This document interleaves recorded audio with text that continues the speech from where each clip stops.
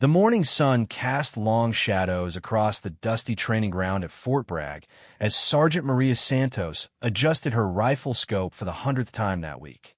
The other soldiers in her unit watched from a safe distance, some shaking their heads, others placing quiet bets on whether she would hit anything at all. $5 says she misses the target completely, whispered Corporal Jake Morrison to his buddy. I mean, come on, she's been trying to qualify for sniper training for months. Maria pretended not to hear the comments, but each word stung like a wasp. She had been in the Army for 3 years, longer than most of the men who doubted her abilities.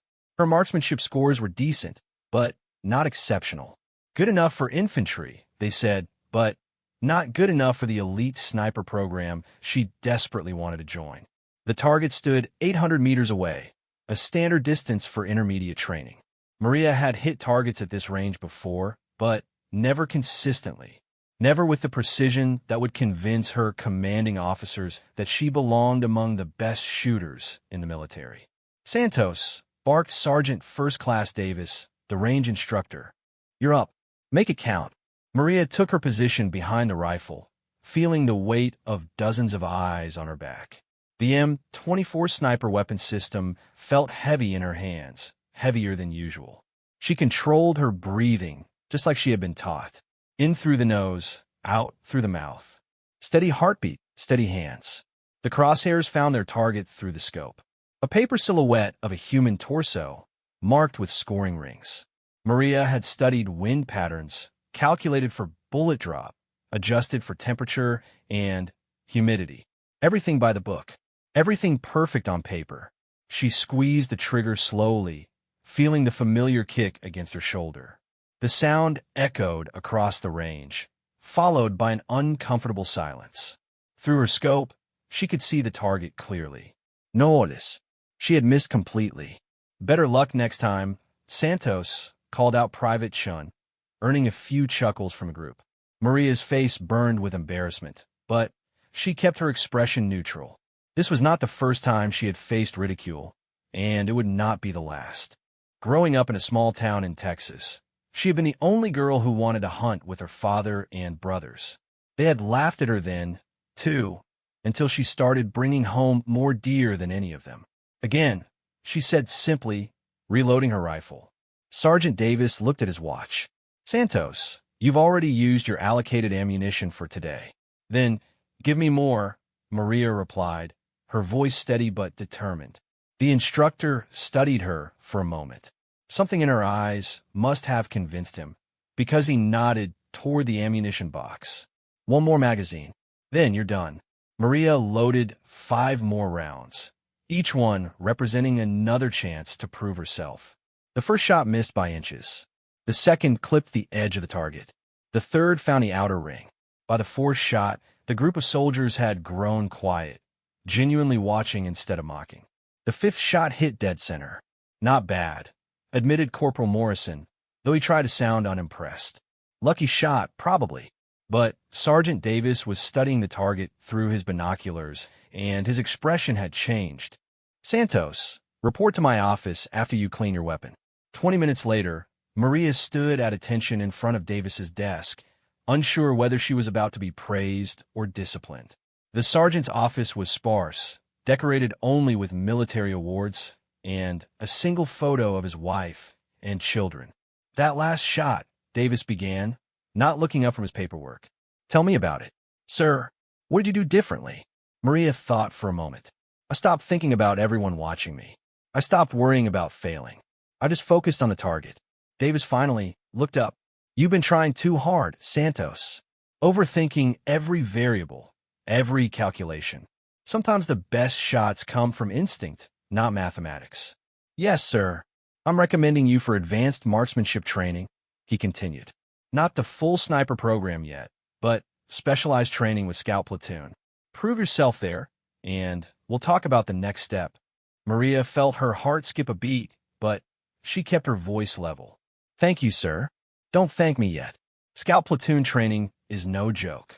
You'll be working with some of the best marksmen in the battalion. They won't go easy on you because you're a woman, and they won't care about your feelings if you can't keep up. Understand, sir. Report to Staff Sergeant Rodriguez tomorrow at 0600.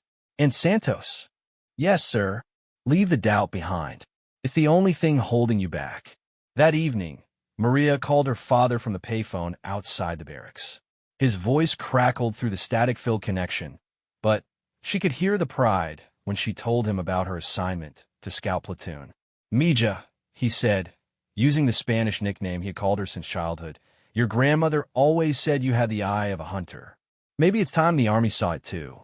Maria's grandmother had been a legend in their small town, known for providing meat to families during the Great Depression with her incredible hunting skills. The old woman had died when Maria was 12, but not before teaching her granddaughter that shooting was about more than just pulling a trigger. It's about becoming one with the rifle, she had said in her broken English. The bullet goes where your heart tells it to go, not where your head thinks it should. As Maria hung up the phone and walked back to her barracks, she thought about those words. Tomorrow would bring new challenges, harder training, and probably more skepticism from her peers. But for the first time since joining the Army, she felt like she was moving in the right direction. Her bunkmate, Private Jennifer Walsh, was already asleep when Maria entered their shared room. Jenny was one of the few other women in their unit, and she had been supportive throughout Maria's struggles with marksmanship training. She worked in communications, content with her role behind the scenes, but she understood Maria's drive to excel in combat roles. Maria quietly gathered her gear, organizing everything she would need for tomorrow's training. Her M4 carbine, her personal rifle that had been her constant companion for 3 years. Cleaning kit, ammunition, field notes from previous training sessions. Everything had to be perfect. As she lay in her bunk that night, staring at the ceiling, Maria thought about the journey that had brought her here. Growing up poor in rural Texas, the Army had seemed like her only path to a better life. Her brothers had chosen different routes. One became a mechanic, another worked construction. But Maria had always been drawn to something more challenging, more demanding. Basic training had been difficult, not because of the physical demands, but because of the constant need to prove herself. Some instructors had been supportive, others had made it clear they thought women had no place in combat roles. Maria had pushed through, earning respect through determination and consistent performance in every area except marksmanship. Now, finally, she had a chance to develop her shooting skills properly. Scout Platoon was known throughout the base as an elite unit, responsible for reconnaissance and long-range surveillance. The soldiers assigned there were considered among the best in the battalion, and their training reflected that reputation. Maria closed her eyes and tried to sleep, but her mind kept racing with possibilities. What if she failed again? What if she couldn't meet the standards expected of Scout Platoon? What if this was just another chance to embarrass herself in front of people who already doubted her abilities? She forced herself to remember her grandmother's words, and her father's pride, and even Sergeant Davis's unexpected confidence in her abilities. Tomorrow would bring what it brought. All she could do was give her best effort and trust in the training she would receive. The last thing she remembered before falling asleep was the feeling of that final shot on the range. The moment when everything had clicked into place, when the rifle had felt like an extension of her own body, when the target had seemed close enough to touch despite being hundreds of meters away. It was a feeling she wanted to experience again and again until it became as natural as breathing, until no one could question her place among the Army's best marksmen, until she proved to herself and to everyone else that she belonged exactly where she was. Outside the barracks window, the night was quiet except for the distant sound of a helicopter returning from a training mission.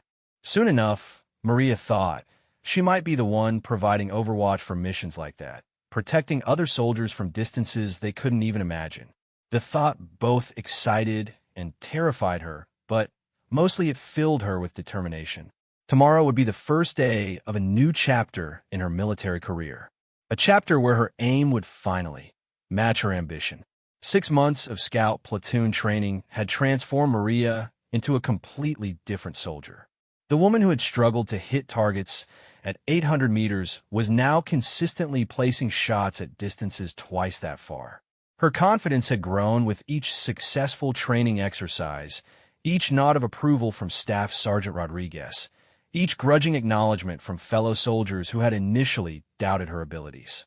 The morning air was crisp as Maria adjusted her ghillie suit, the camouflage covering that made her nearly invisible among the tall grass and scrub brush. She was lying prone on a hillside overlooking a mock village where her unit was conducting training exercises. Her job was to provide overwatch, scanning for threats, and calling out enemy positions to the soldiers moving through the streets below.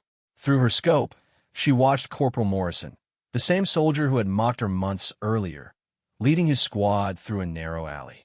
He moved with practiced caution, rifle ready, completely trusting that Maria would spot any danger before it found him.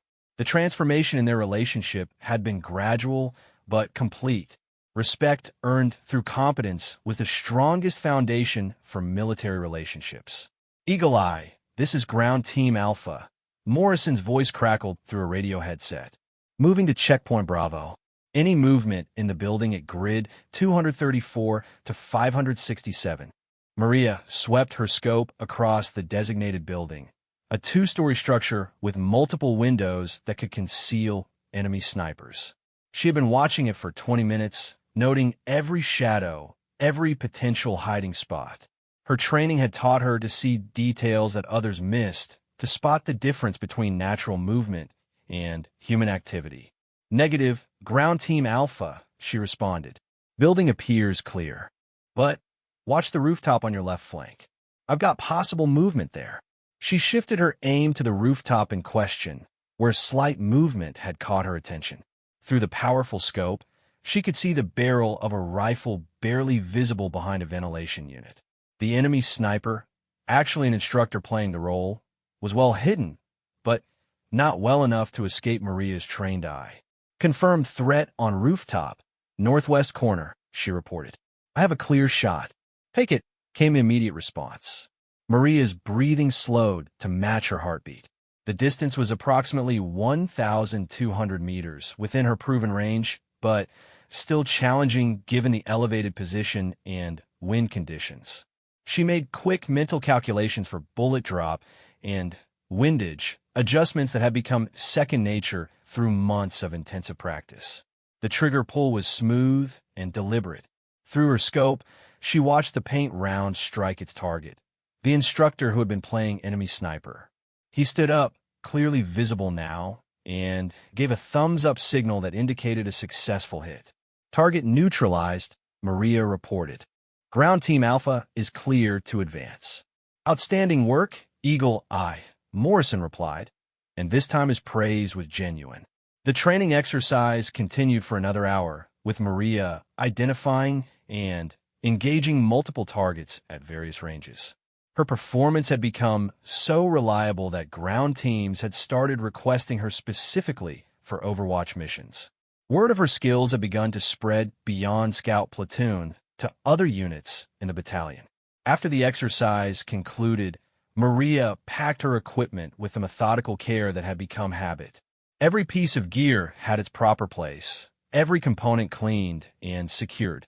The rifle that had once felt heavy and awkward now seemed like a natural extension of her body. Staff Sergeant Rodriguez approached as she finished her post-exercise routine. A veteran of 2 combat deployments, he was known for his high standards and reluctance to offer praise. When he spoke, soldiers listened. Santos, I've got news for you, he said, his expression unreadable. Yes, Sergeant. Battalion wants to see what you can do at extended range. Real extended range. They're sending you to the Advanced Marksmanship Unit for evaluation next month. Maria felt her pulse quicken.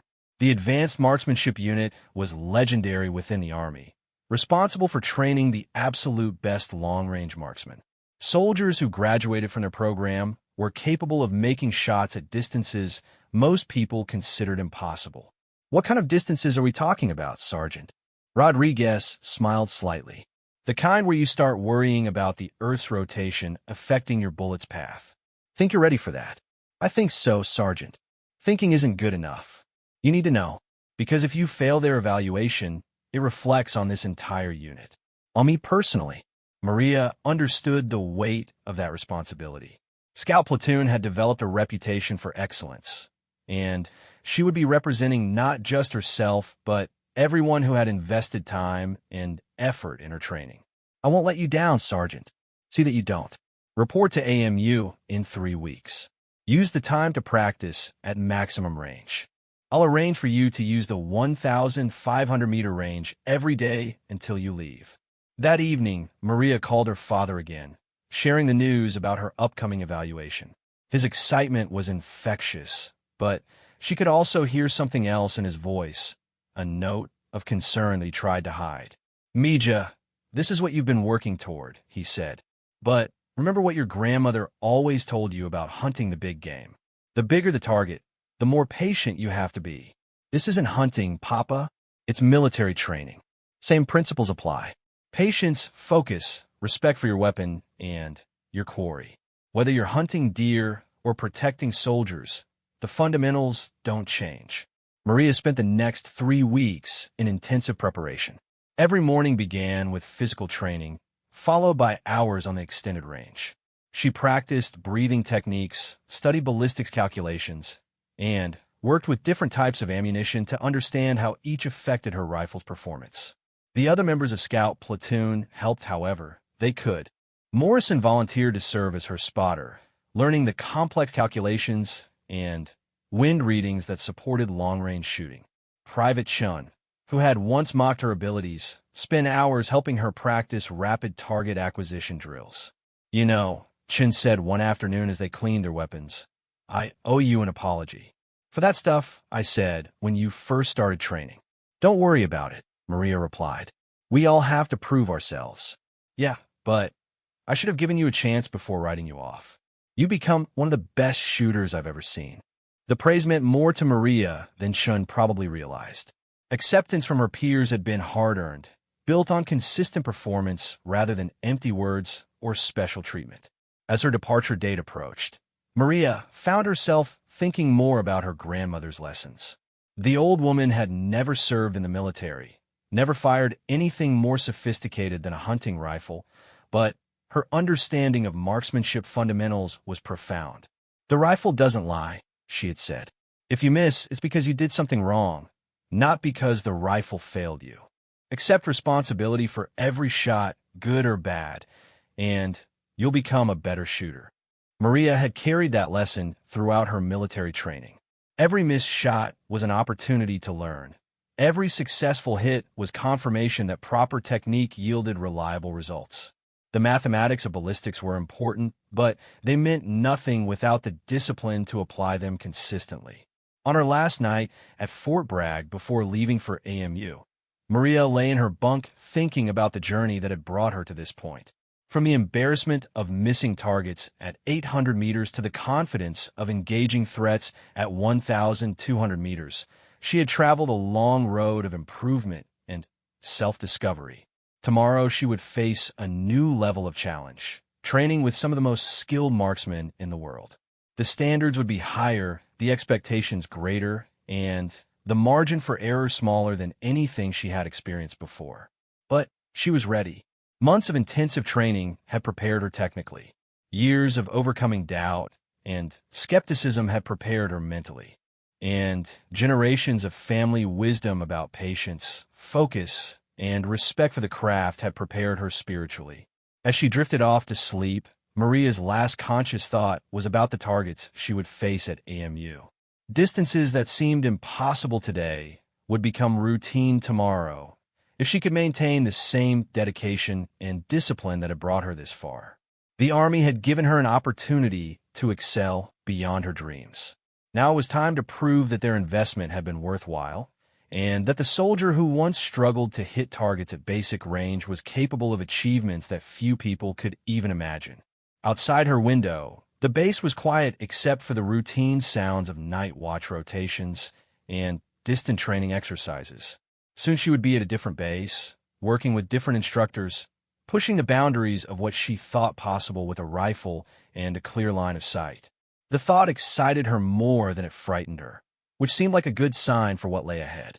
The Advanced Marksmanship Unit facility looked nothing like the training ranges Maria had grown accustomed to at Fort Bragg. Instead of simple targets on open ground, the AMU complex featured sophisticated simulation systems, climate-controlled shooting facilities, and ranges that extended far beyond anything she had previously experienced. The longest range stretched nearly 2 miles across a carefully surveyed valley, with targets placed at intervals that seemed impossibly distant. Master Sergeant Patricia Williams, the lead instructor, was a legend in military marksmanship circles. She held records for long-range shooting that had stood unchallenged for over a decade, and her no-nonsense approach to training had produced some of the most skilled snipers in military history.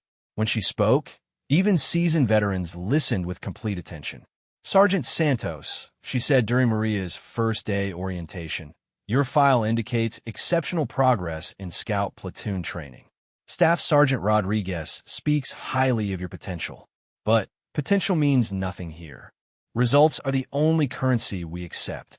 Maria stood at attention, studying the instructor's weathered face and intense eyes. Williams had served in multiple combat deployments, earned numerous decorations for valor, and survived situations where a single missed shot could mean the difference between life and death for entire units. "Yes, Master Sergeant. You'll be working with our extreme long-range program. That means shots at distances where you'll need to account for atmospheric pressure, humidity, temperature variations, wind patterns at multiple altitudes, and, yes, even the Coriolis effect from Earth rotation. Miss any of these factors, and you'll miss your target by meters, not inches." The first week of training focused entirely on theoretical knowledge. Maria spent hours studying ballistics tables, weather patterns, and the complex mathematics that govern bullet flight over extended distances. The calculations were far more sophisticated than anything she had learned in Scout Platoon, requiring computer assistance for real-time adjustments. Her classmates were equally impressive. Sergeant First Class David Kim had been shooting competitively since childhood and held several civilian marksmanship records. Staff Sergeant Michael Torres was a former Marine Scout sniper with 2 combat deployments and a reputation for making impossible shots under pressure. Sergeant Lisa Chong had graduated top of her class from Army Sniper School and was considered one of the rising stars in military marksmanship. Despite their experience and credentials, all of them struggled with the demands of extreme long-range shooting. On their first day at the 2,000-meter range, every student failed to hit their assigned targets. The distances involved created challenges that standard military training simply did not address. "This is humbling," admitted Torres after his 5th consecutive miss. "I thought I knew something about long-range shooting." Maria's own performance was equally frustrating. Shots that would have been easy hits at 1,200 meters sailed wide of their targets at extended range. The mathematical calculations seemed correct, but something was clearly wrong with her application of the theory. Master Sergeant Williams observed their struggles with patient detachment. "You're all thinking like normal marksmen," she finally said. "At these distances, you need to think like scientists. Every environmental factor matters. Every minor variation in technique gets amplified over distance." She demonstrated proper technique using a specially modified rifle system equipped with advanced optics and computer-assisted calculations. Her first shot at 2,000 meters struck within inches of the target center. The second shot hit dead center. The third shot hit the same hole as the second, proving that the accuracy was not accidental. "This is what's possible when you master the fundamentals," she explained. "But it requires perfect technique every single time. No shortcuts, no approximations, no hoping for the best." The training intensified over the following weeks. Students learned to read wind patterns using vegetation, dust, and even the flight patterns of birds. They studied atmospheric conditions with the precision of meteorologists, learning to interpret barometric pressure, humidity readings, and temperature gradients. Maria threw herself into the training with characteristic determination.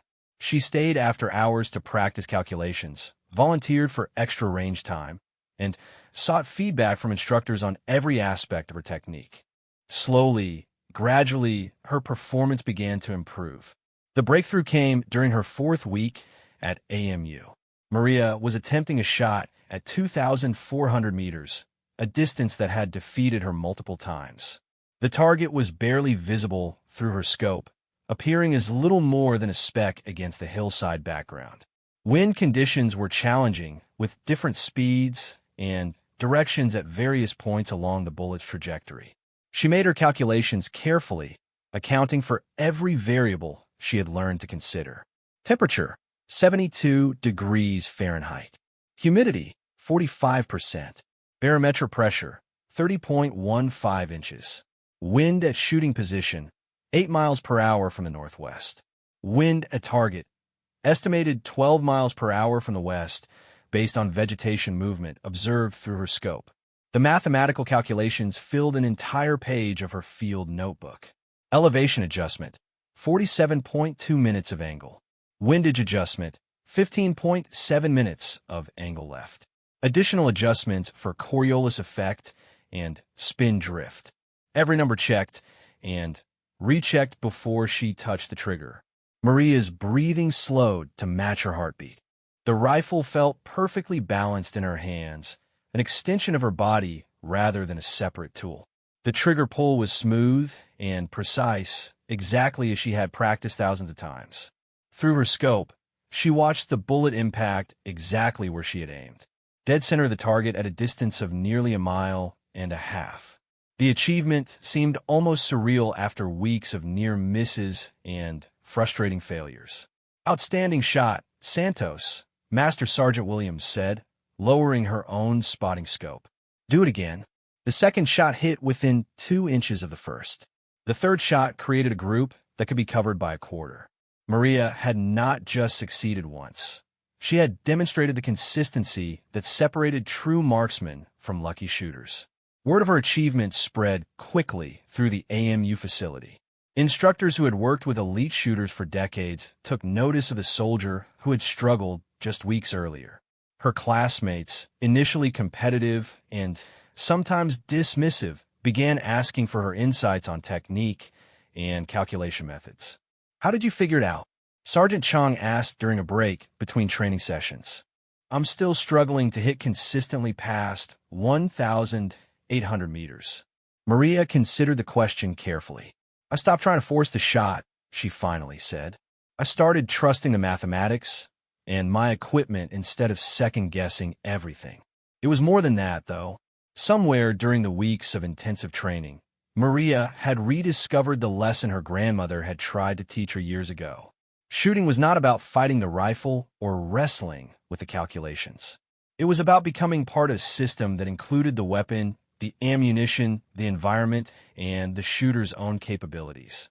The final evaluation at AMU was conducted at maximum range, a shot at 3,200 meters or nearly 2 miles.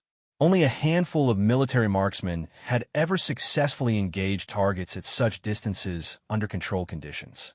Making the shot would place Maria among an elite group of fewer than 50 people in military history. The target was a full-size silhouette placed on a hillside that seemed to stretch to the horizon. Through the most powerful scope available, it appeared as a tiny dark shape against the brown earth. The mathematical calculations required computer assistance, and the environmental factors were so complex that 3 instructors worked together to verify the data. Maria lay prone behind her rifle, studying the target and reviewing her calculations one final time. The distance was so great that her bullet would take nearly 4 seconds to reach its destination. Time enough for wind conditions to change, for small variations in technique to create large misses, for doubt to creep in her mind if she allowed it. But doubt was a luxury she could not afford. 6 months of training had brought her to this moment. Years of overcoming skepticism and proving herself had led to this opportunity. Generations of family wisdom about patience, focus, and trusting in properly developed skills had prepared her for exactly this challenge. She took a deep breath, released it slowly, and found her natural respiratory pause. The crosshairs settled on the center of the distant target. Her finger found the trigger, applied pressure with the same steady control, she had practiced countless times. The rifle recoiled against her shoulder with familiar authority. Through the scope, Maria watched her bullet's vapor trail arc across the valley, a visible line connecting her position to the distant target. The flight time seemed eternal, a suspension of normal time where success and failure hung in balance. The bullet struck the target dead center, creating a small puff of dust that was visible even at the extreme distance. For a moment, there was complete silence around the shooting position. Then, Master Sergeant Williams began a clap, followed by the other instructors and students who had gathered to witness the attempt. "Ladies and gentlemen," Williams announced, "you have just observed a world-class shot. Sergeant Santos, congratulations. You have successfully completed the most demanding marksmanship training program in the military." As Maria stood and secured her rifle, she felt a profound sense of accomplishment mixed with anticipation. The training was over, but her career as an elite marksman was just beginning.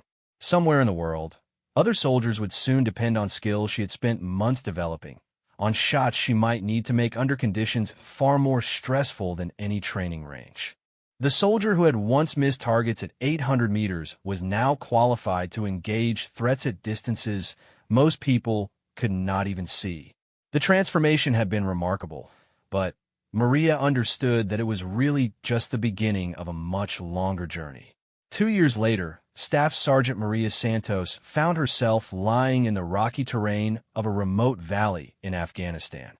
Her rifle trained on a distant ridgeline where enemy forces had established a stronghold. The morning air was thin and cold at 8,000 feet elevation, creating atmospheric conditions that required constant adjustment of her shooting calculations. Behind her, an entire battalion of American soldiers was pinned down by enemy fire, unable to advance or retreat safely. The mission had started as a routine patrol through what intelligence reports claimed was a secure area. 3rd Battalion had been moving through the valley to establish a forward observation post when they encountered a much larger enemy force than expected. What should have been a simple movement had turned into a desperate fight for survival. Captain James Mitchell, the battalion commander, crawled up to Maria's position carrying a radio and field binoculars.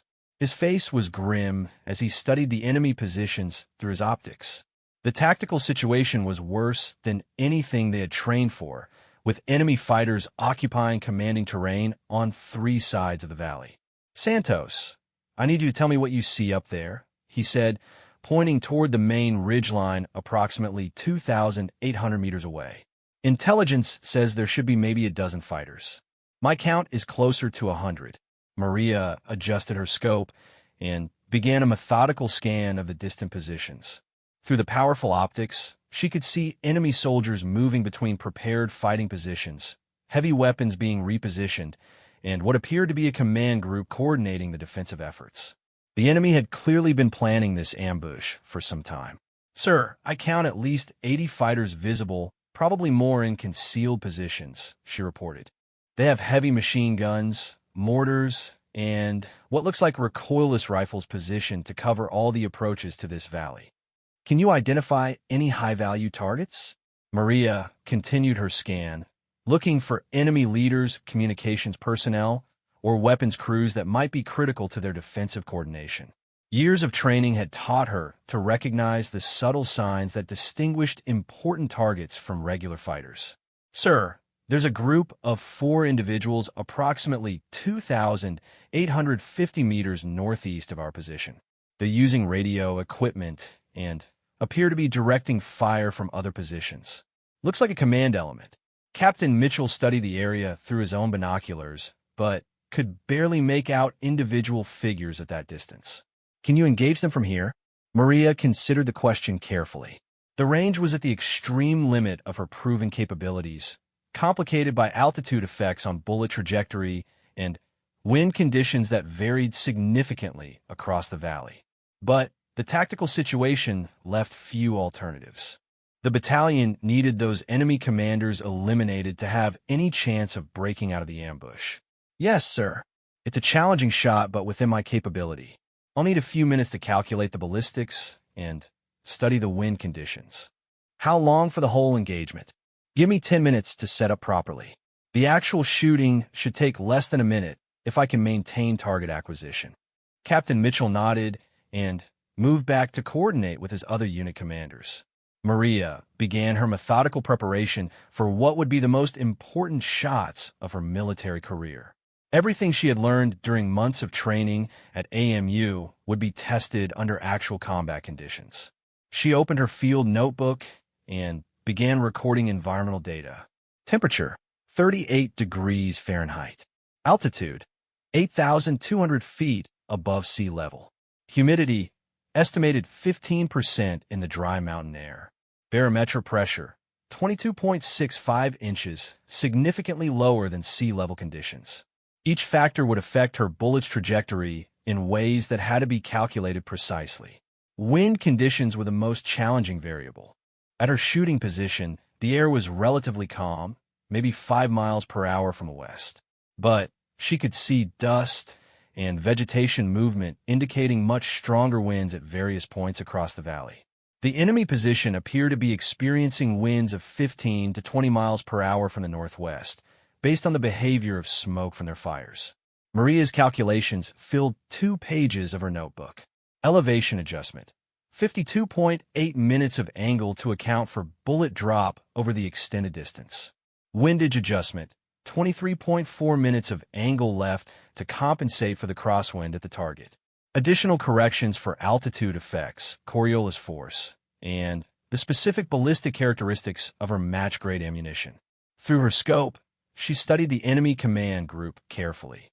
For men clustered around radio equipment, occasionally pointing toward different parts of the valley as they coordinated their forces' defensive fires. The apparent leader was a tall man in camouflage clothing who seemed to be making most of the tactical decisions. Maria settled into her final shooting position and began controlling her breathing. The familiar routine helped calm her nerves and focus her concentration. Despite the combat situation, the fundamentals of marksmanship remained exactly the same as they had been during training. Proper position, breath control, sight alignment, trigger squeeze. The first shot was aimed at the enemy commander who appeared to be leading the group. Maria's crosshairs settled on center mass of his torso, accounting for all the ballistic calculations she had made. The trigger pull was smooth and deliberate, exactly as she had practiced thousands of times. Through her scope, she watched the bullet's vapor trail arc across the valley toward the distant target. At the extreme range, she could actually see the projectile's flight path for most of its journey. After what seemed like an eternity, the bullet found its mark. The enemy commander dropped immediately, struck by a shot he never saw coming from a distance he probably thought impossible. The other 3 men in the command group scattered, but Maria was already tracking her second target. A man carrying what appeared to be a radio backpack was trying to reach cover behind a large boulder. The second shot caught him before he could reach safety, eliminating another critical link in the enemy's communications network. By the time Maria engaged her third target, the remaining enemy fighters on the ridgeline had realized they were taking fire from an extremely long range.